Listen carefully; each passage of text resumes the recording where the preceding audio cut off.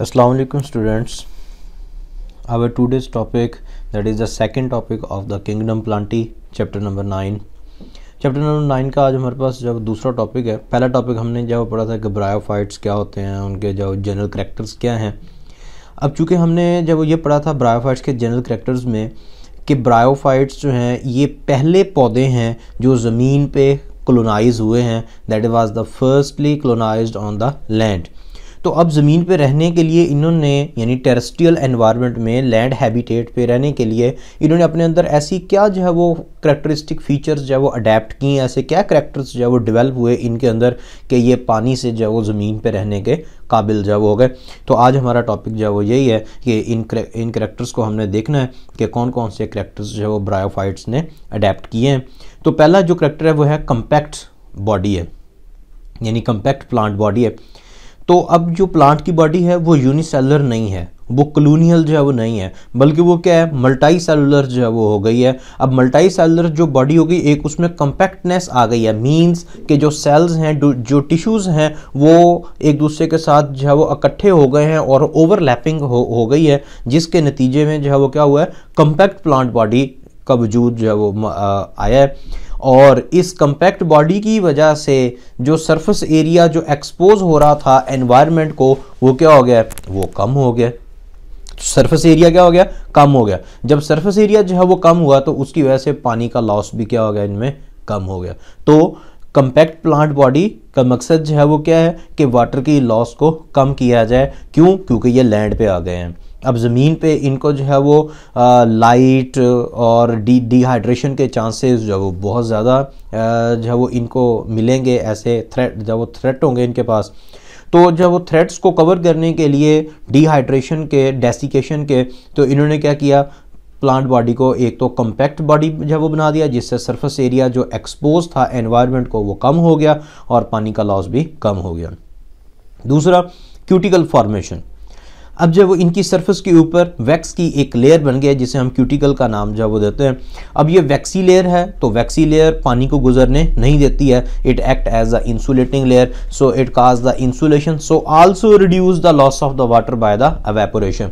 अब अगर इस पे लाइट जो है वो पड़ती है, हीट पड़ती है, सूर्य की रोशनी जो है वो पड़ती है, तो उससे जो है वो क्या होगा, पानी डायरेक्टली लॉस जो है वो क्या हो जाएगा, कम हो जाएगा, क्योंकि क्यूटिकल आ गई है तो वो पानी के लॉस को चेक करेगी।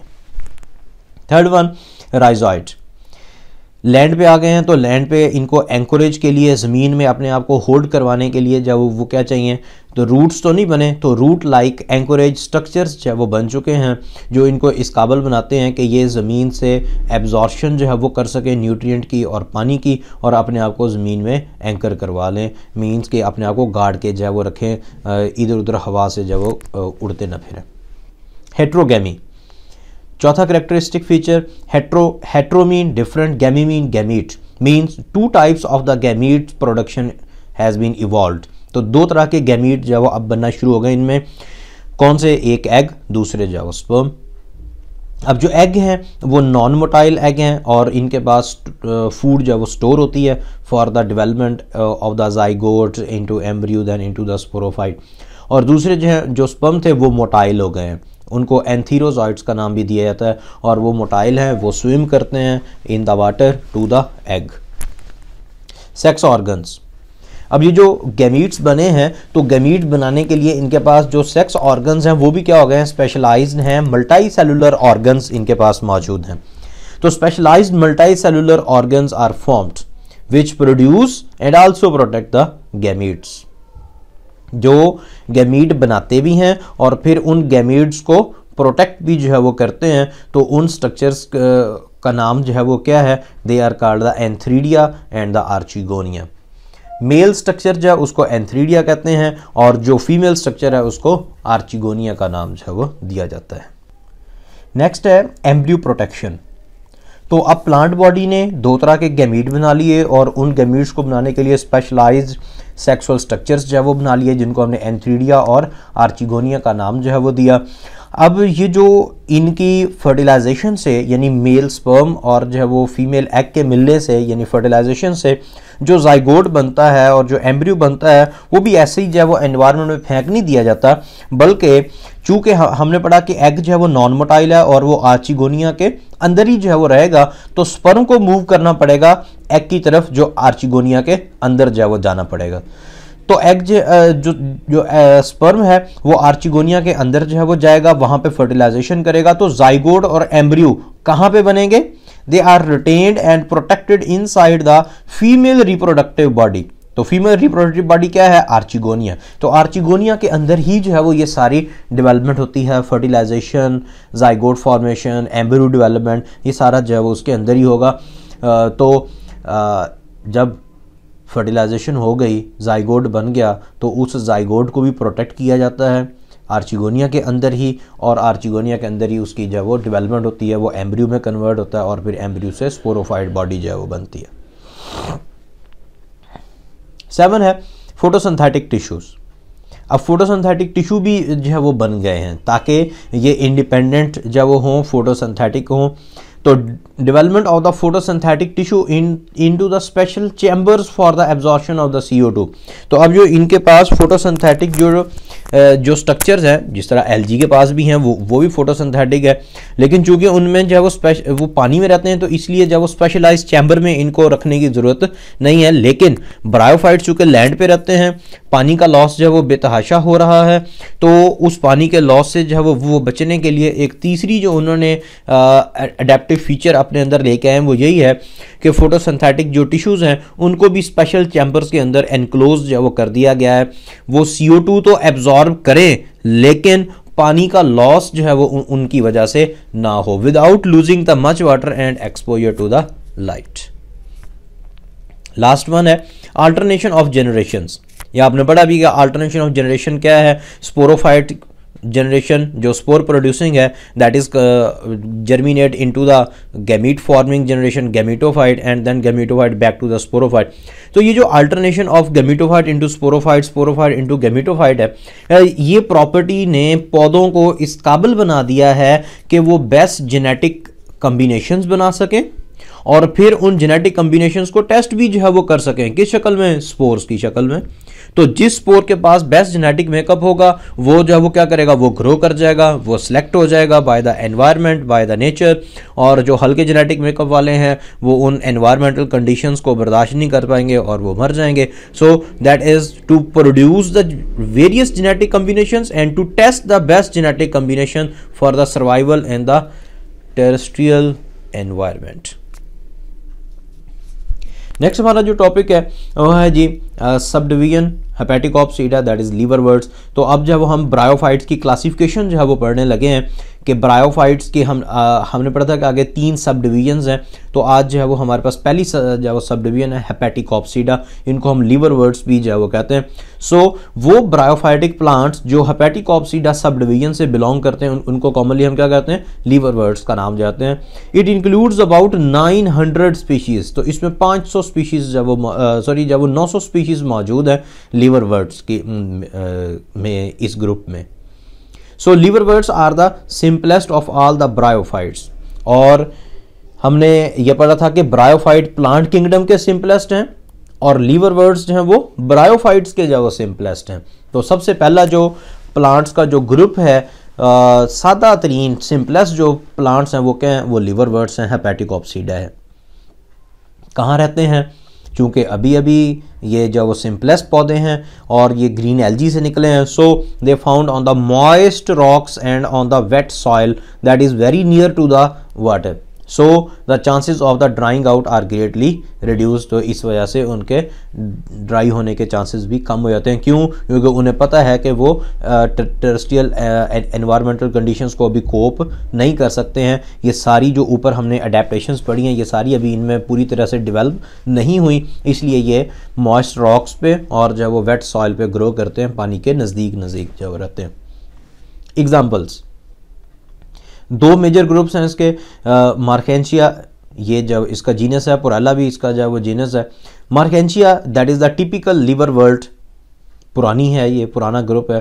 पोरेला that is the leafy liverwort, leaf नहीं है, फॉल्स लीफ लाइक स्ट्रक्चर्स इनके पास मौजूद होते हैं, इसलिए हम इसे लीफी लीवर वर्ड का नाम जो है वो देते हैं। नेक्स्ट है जी इनका लाइफ साइकिल। लाइफ साइकिल में जाहिर सी बात है अल्टरनेशन ऑफ जनरेशन होगी इसमें, तो gametophytic generation and sporophytic generation. पहली है गैमेटोफाइटिक जनरेशन। तो गैमेटोफाइटिक जनरेशन हम पहले क्यों पढ़ रहे हैं, क्योंकि वो डोमिनेंट है, वो इंडिपेंडेंट है, वो फोटोसिंथेटिक है, so plant body is also a gametophyte. अब ये किस तरह की हो सकती है जब वो प्लांट बॉडी, ये थैलस भी हो सकती है, ये flat ribbon like usually dichotomously branched होती हैं। डाइकोटोमसली ब्रांच जो है वो वाई शेप ब्रांचेस को जो है वो कहते हैं, मींस एक ब्रांच आगे दो में, फिर एक उससे आगे दो में, फिर एक उससे आगे जो है वो दो में डिवाइड होती जाती है। तो वाई शेप जो है वो इसको हम कहते हैं, मींस कि ये इस तरह जो है वो ग्रो करेंगी।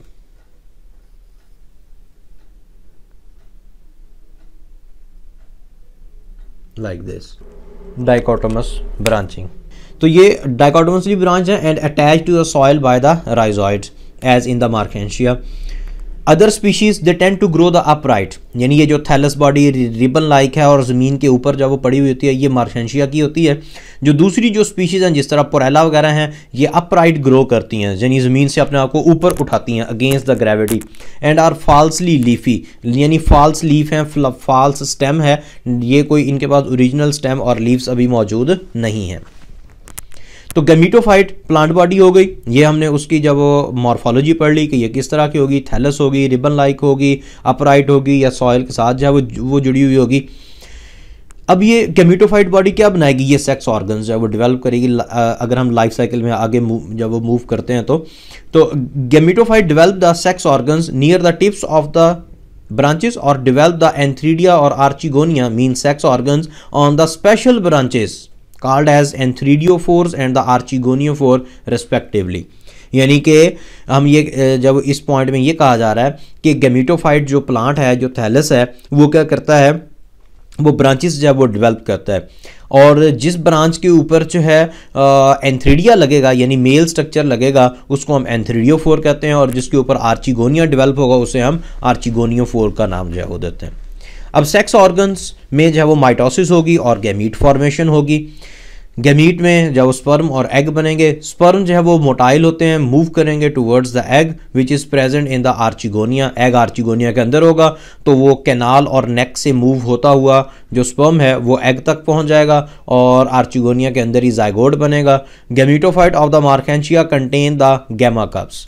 अब ये जब वो ए सेक्सुअल रिप्रोडक्शन भी इसमें इसका हिस्सा मैंने बना दिया है कि आपको जब वो ये समझ आ जाए कि सेक्सुअल रिप्रोडक्शन लाइफ साइकिल के साथ साथ ये वेजिटेटिव ए सेक्सुअल रिप्रोडक्शन भी जो वो करते हैं। तो इसके पास गैमा कप्स भी मौजूद हैं, किसके पास, मार्केंशिया की गैमेटोफाइट के पास। गैमा कप्स क्या हैं, ये biscuit shaped cup like structures होते हैं और ये ए सेक्सुअल रिप्रोडक्शन में जब वो हेल्प आउट करते हैं। They are formed on the thallus body of the Marchantia, they are called the gemma cups. अब गैमा कप्स में जो है वो क्या होते हैं, गैमी होते हैं। गैमी जो है वो क्या है, ये वेजिटेटिव रिप्रोडक्शन के लिए जो है वो इस्तेमाल होते हैं। वेजिटेटिव रिप्रोडक्शन मतलब ए सेक्सुअल रिप्रोडक्शन के लिए, वेजिटेटिवली जब वो ए सेक्सुअली रिप्रोड्यूस करने के लिए इनके पास जो है वो ये गैमा कप्स मौजूद होते हैं। अब बात हमारी सेक्सुअल रिप्रोडक्शन पे, अल्टरनेशन ऑफ जनरेशन पे चल रही थी और जाइगोट तक हमने जब वो पहुंचे थे तो उसके बाद हमने ए सेक्सुअल रिप्रोडक्शन का थोड़ा सा जिक्र किया कि गैमा कैप्स होते हैं, उसमें जो है ये कप लाइक स्ट्रक्चर हैं, बिस्किट शेप्ड होते हैं और इसमें गैमी होते हैं और ये ए सेक्सुअल वेजिटेटिव रिप्रोडक्शन के में हेल्प आउट करते हैं। तो जाइगोट से आगे बढ़े तो जाइगोट जब वो एम्ब्रियो में डेवलप हो जाता है which upon germination give rise to the sporophyte. तो एम्ब्रियो जब डेवलप करेगा तो क्या बनाएगा, वो स्पोरोफाइट जो है वो बनाएगा। स्पोरोफाइट में वही तीन स्ट्रक्चर हैं, फुट, सीटा, कैप्सूल। जो फुट है वो आर्चिगोनिया के अंदर जो है वो लगा हुआ होगा और आगे जो है वो सीटा और फिर जो है वो कैप्सूल बनेगा attach to the gametophyte. Sporophyte form the spores by the meiosis. अब स्पोरोफाइट के जो कैप्सूल है उसमें जब स्पोर मदर सेल होगा उसकी मियोसिस होगी, स्पोर्स बनेंगे जो हवा से जब डिस्पर्स होंगे and give rise to the gametophyte upon germination at the new place. और जब वो किसी फेवरेबल लैंड पे जब वो गिरेंगे तो वहाँ पे वो ग्रो कर जाएंगे और नई गैमेटोफाइट, नई मार्केंशिया जो है वो डेवलप हो जाएगी। That is the life cycle of the gametophyte. आगे जब वो हम इसका जब वो लाइफ साइकिल जो स्केच हुआ है वो मैं आपको दिखाता हूँ, फिर उससे आपको ये लाइफ साइकिल ज़्यादा अच्छे तरीके से समझ जाओ आ जाएगा।